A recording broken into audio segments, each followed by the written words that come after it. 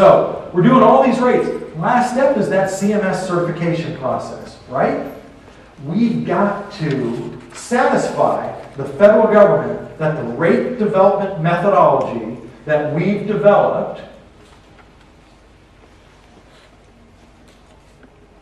meets a very specific document. It's called the CMS checklist. Literally, it's a checklist. And as an actuary, you have to say, I met these standards in the checklist. You can read that document. Hasn't been updated. It's in the process of being updated. It hasn't been updated since 2003. I actually provided a fair amount of input on it when I was at my former employer. It's a very helpful document to understand rate setting and what can and cannot be done. It is FOIA-able, Public Records Act. You don't need to do a FOIA request here because they publish it. It's out on the website. You should look at how that methodology has changed over time. There is a federal requirement in section Title 19, 438.6c that says you have to do actuarially sound rates, and actuarially sound rates are designated as meeting this CMS checklist. Now, there are certain parts of that methodology that they may say are proprietary or would reduce the state's ability to negotiate effective rates, so they may redact them. But there's a ton of really good information in there that you've got to look at. You have to understand. So let me give you an extreme example. Let's say that you decide you want to go into a new business. Let's say that business was a car wash. Would you go into that business if you didn't know what the price of water is? No. Would you go into that business if you didn't know what the price of labor was? No. Because you wouldn't know whether you're going to make or lose money. But right now, most of the people in this room are in business and they don't know the equivalent of the price of the water or the equivalent price of the labor. They don't know what they're getting paid, how they're getting paid, or why they're getting paid the way they are. You guys have put yourself in a very difficult position. Why? Because you care about the clients, right? Absolutely. That's why we're here.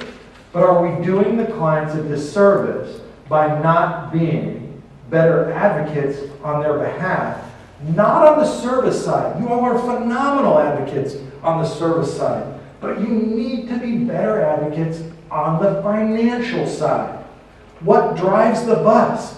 What gives you the ability to provide the services that you can? It's the financial side. You need to understand the financing of the program, and this is one of the ways that you're going to do it. What does FFP stand for? Anybody know what that stands for?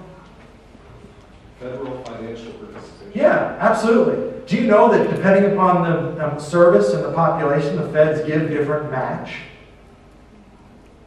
Match meaning how much money they put up.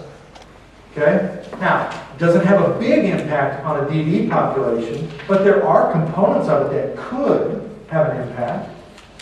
We need to think about those kinds of things. Okay, so everybody's going to kneel, and I'm going to anoint you junior actuaries if you can all pass my test. Okay? Can you say you're comfortable with understanding the process of how managed long-term care rates are set? Raise your hand and say, I do. I do. Okay. Can you honestly say you understand how actuaries look at financial risk? What are the 4 determinants of risk? And you can cheat. This is an open book test.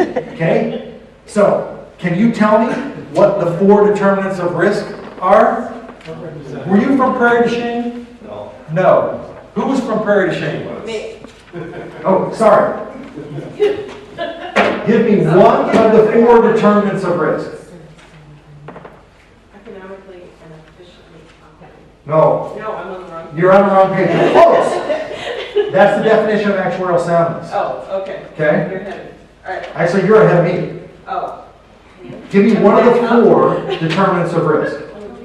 Oh. Program design. Location. Location. No.